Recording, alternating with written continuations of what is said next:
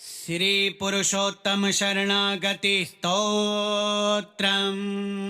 पुंडरीक उवाच नमामि पुरुषोत्तमं परं ब्रह्म सनातनं शरणागतवत्सलं भक्तानुग्रहकारकं गोलोकधाम निलयं राधाप्राणाधिकप्रियं वृन्दावन विहारिणं वन्देऽहं करुणानिधिं दीनार्तिभयसंहर्तारं संसारार्णवतारकं नमामि माधवं देवं सर्वलोकैकनायकं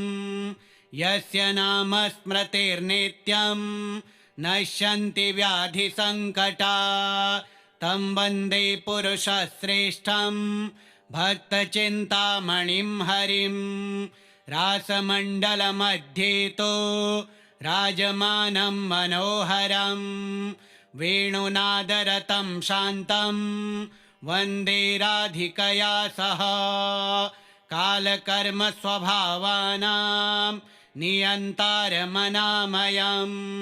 सर्वाधारं निराभासं प्रणमामि जनार्दनं त्वमेव माता मे नाथ त्वमेव शरणं प्रभो त्वमेव रक्षकः स्वामी त्वमेव परमं पदम् अनाथनाथ दया सिन्धो कृपां कुरु ममोपरि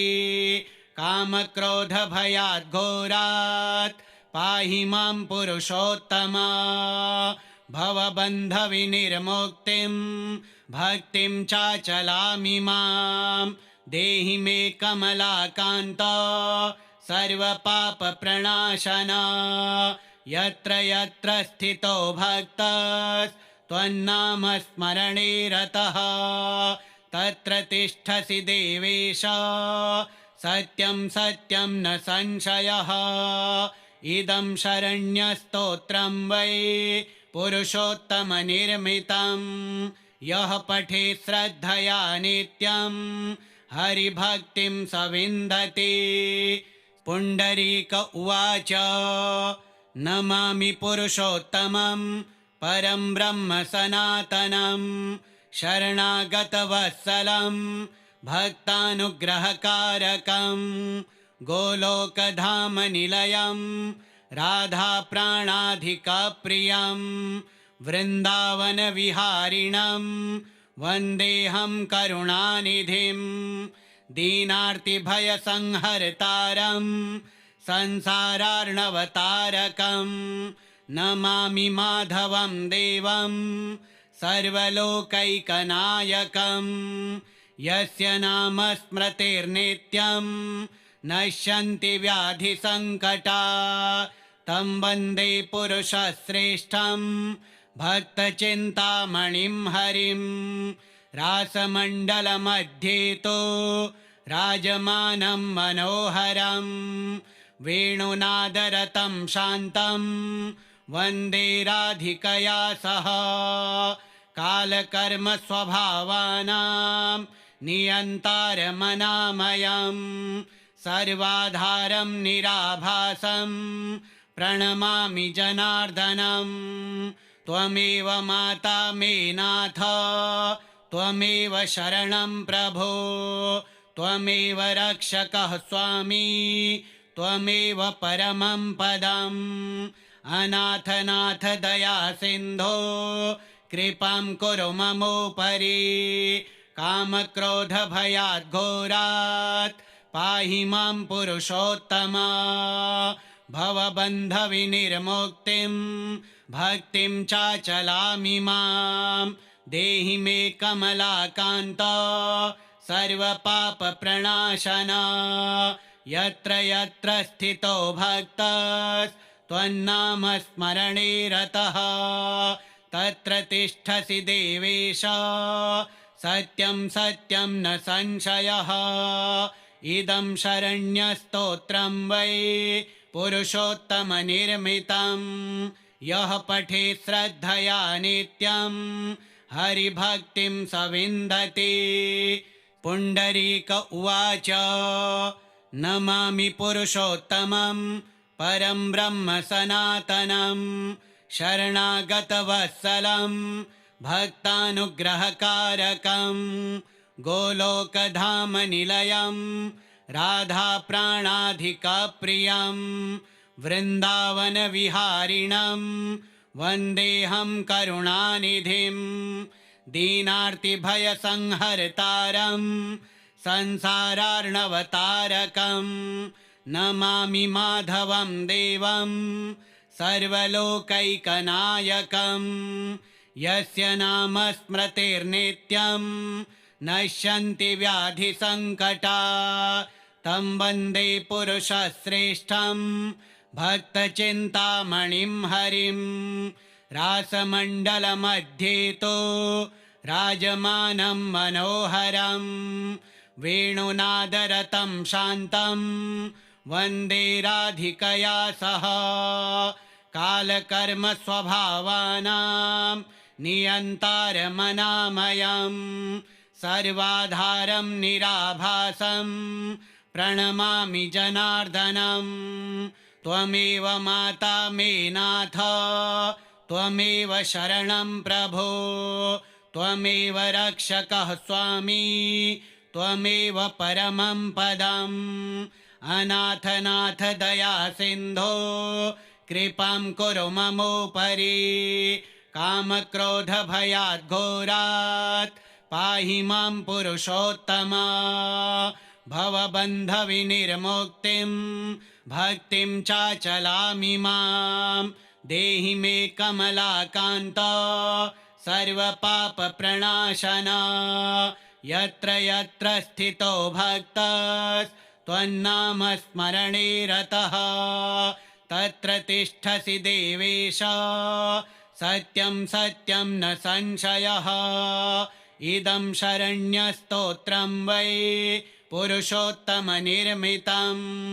यः पठेत् श्रद्धया नित्यं हरिभक्तिं स विन्दति।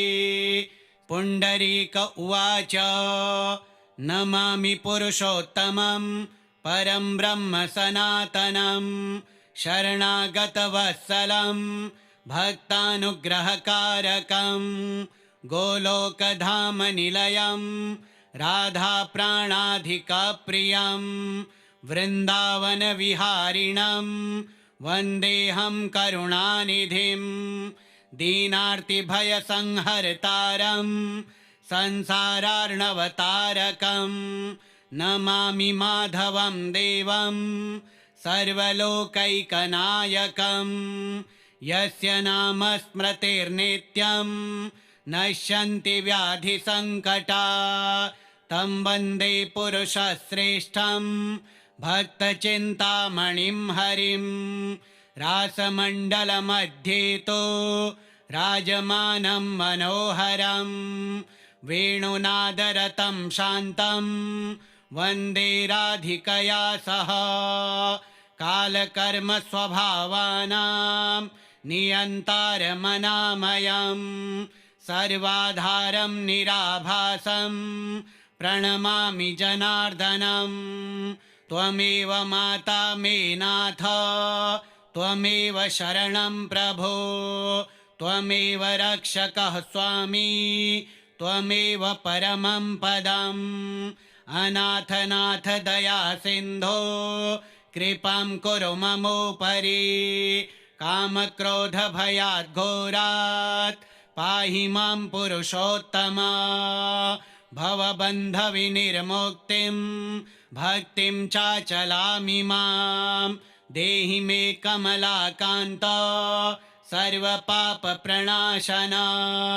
यत्र यत्र स्थितो भक्तस्त्वन्नामस्मरणे रतः तत्र तिष्ठसि देवेश सत्यं सत्यं न संशयः इदं शरण्यस्तोत्रं वै पुरुषोत्तमनिर्मितं यः पठेत् श्रद्धया नित्यं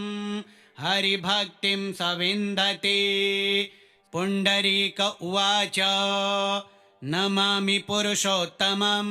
परं ब्रह्म सनातनं शरणागतवत्सलं भक्तानुग्रहकारकं गोलोकधामनिलयं राधाप्राणाधिकप्रियं वृन्दावनविहारिणं वन्देऽहं करुणानिधिं दीनार्तिभयसंहर्तारं संसारार्णवतारकं नमामि माधवं देवं सर्वलोकैकनायकं यस्य नाम स्मृतिर्नित्यं नश्यन्ति व्याधिसङ्कटा तं वन्दे पुरुषश्रेष्ठं भक्तचिन्तामणिं हरिं रासमण्डलमध्ये तु राजमानं मनोहरं वेणुनादरतं शान्तं वन्दे राधिकया सह कालकर्मस्वभावानां नियन्तारमनामयं सर्वाधारं निराभासं प्रणमामि जनार्दनं त्वमेव माता मे नाथ त्वमेव शरणं प्रभो त्वमेव रक्षकः स्वामी त्वमेव परमं पदम् अनाथनाथ दया सिन्धो कृपां कुरु ममोपरि कामक्रोधभयाद्घोरात् पाहि मां पुरुषोत्तमा भवबन्धविनिर्मुक्तिं भक्तिं चाचलामि मां देहि मे कमलाकान्त सर्वपापप्रणाशना यत्र यत्र स्थितो भक्तस्त्वन्नामस्मरणे रतः तत्र तिष्ठसि देवेश सत्यं सत्यं न संशयः इदं शरण्यस्तोत्रं वै पुरुषोत्तमनिर्मितं यः पठेत् श्रद्धया नित्यं हरिभक्तिं स विन्दति। पुण्डरीक उवाच नमामि पुरुषोत्तमं परं ब्रह्म सनातनं शरणागतवत्सलं भक्तानुग्रहकारकं गोलोकधामनिलयं राधाप्राणाधिकप्रियं वृन्दावनविहारिणं वन्देऽहं करुणानिधिं दीनार्तिभयसंहर्तारं संसारार्णवतारकं नमामि माधवं देवं सर्वलोकैकनायकं यस्य नाम स्मृतिर्नित्यं नश्यन्ति व्याधिसङ्कटा तं वन्दे पुरुषश्रेष्ठं भक्तचिन्तामणिं हरिं रासमण्डलमध्ये तु राजमानं मनोहरं वेणुनादरतं शान्तं वन्दे राधिकया सह कालकर्मस्वभावानां नियन्तारमनामयं सर्वाधारं निराभासं प्रणमामि जनार्दनं त्वमेव माता मे नाथ त्वमेव शरणं प्रभो त्वमेव रक्षकः स्वामी त्वमेव परमं पदम् अनाथनाथ दया सिन्धो कृपां कुरु ममोपरि कामक्रोधभयाद्घोरात् पाहि मां पुरुषोत्तमा भवबन्धविनिर्मुक्तिं भक्तिं चाचलामि मां देहि मे कमलाकान्त सर्वपापप्रणाशना यत्र यत्र स्थितो भक्तस्त्वन्नामस्मरणे रतः तत्र तिष्ठसि देवेश सत्यं सत्यं न संशयः इदं शरण्यस्तोत्रं वै पुरुषोत्तमनिर्मितं यः पठेत् श्रद्धया नित्यं हरिभक्तिं स विन्दति। पुण्डरीक उवाच नमामि पुरुषोत्तमं परं ब्रह्म सनातनं शरणागतवत्सलं भक्तानुग्रहकारकं गोलोकधामनिलयं राधाप्राणाधिकप्रियं वृन्दावनविहारिणं वन्देऽहं करुणानिधिं दीनार्तिभयसंहर्तारं संसारार्णवतारकं नमामि माधवं देवं सर्वलोकैकनायकं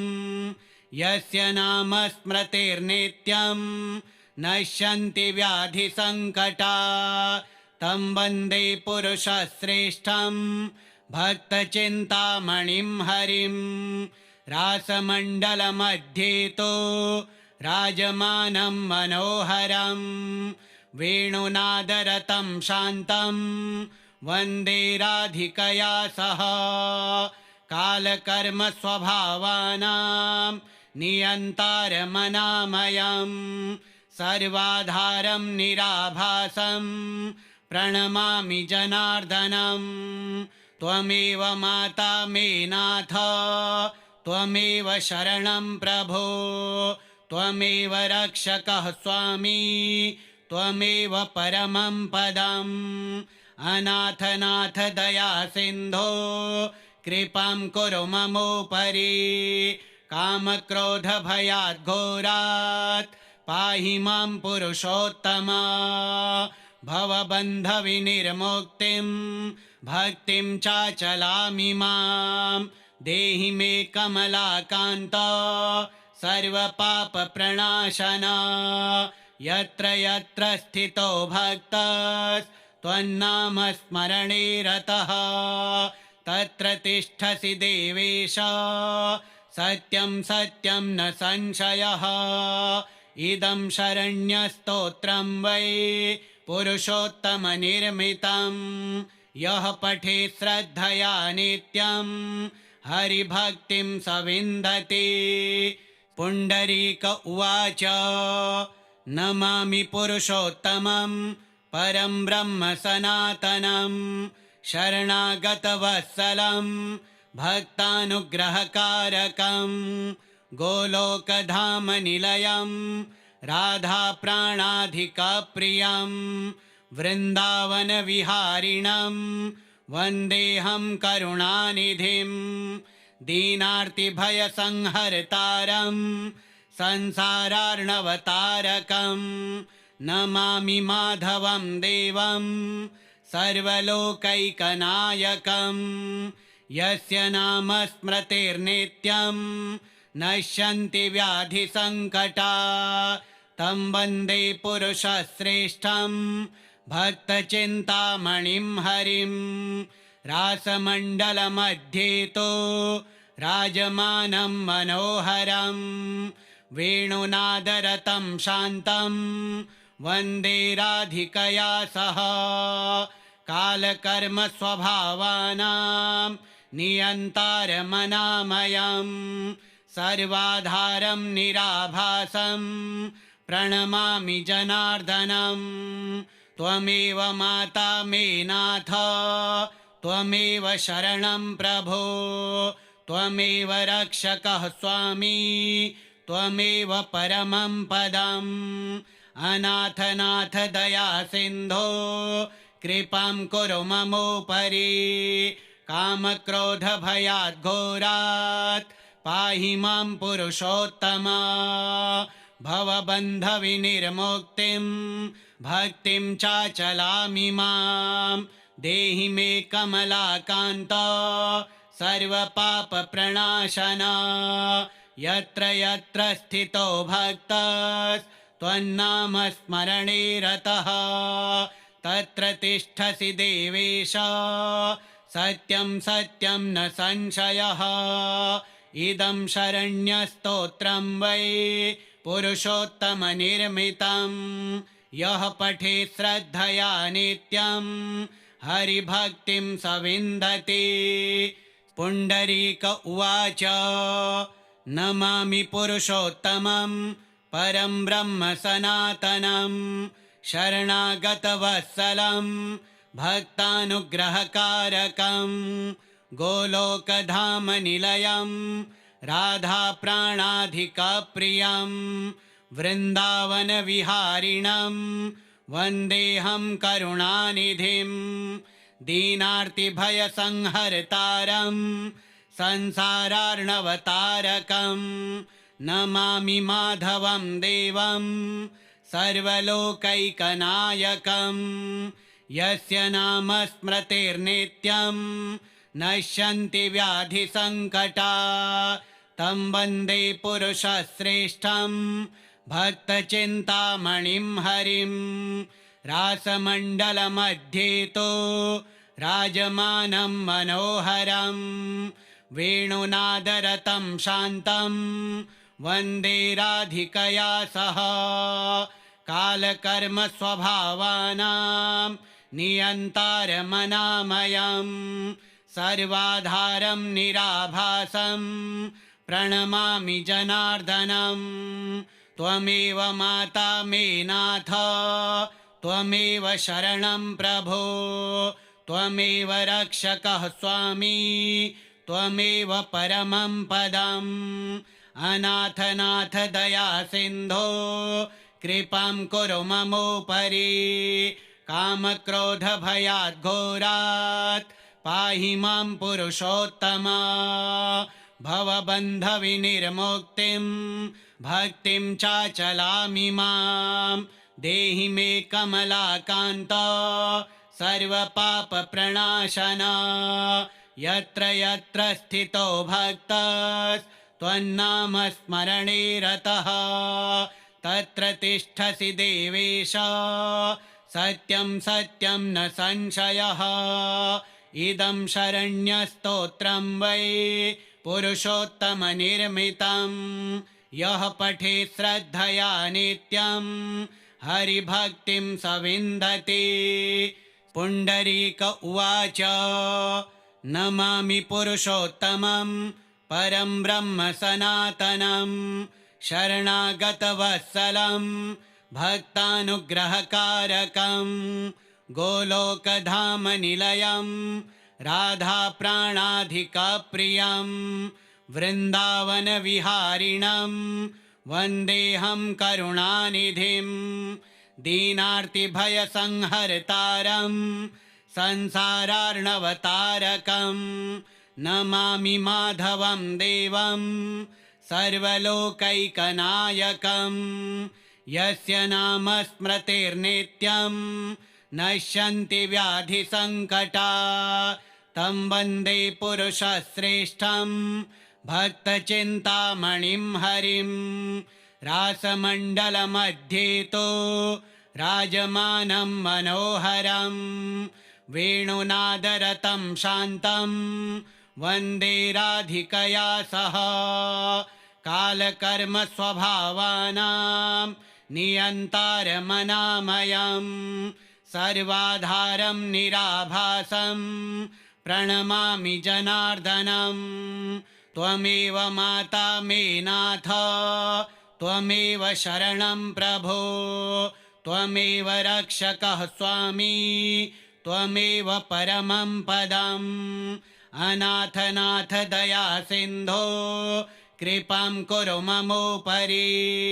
कामक्रोधभयाद्घोरात् पाहि मां पुरुषोत्तमा भवबन्धविनिर्मुक्तिं भक्तिं चाचलामि मां देहि मे कमलाकान्त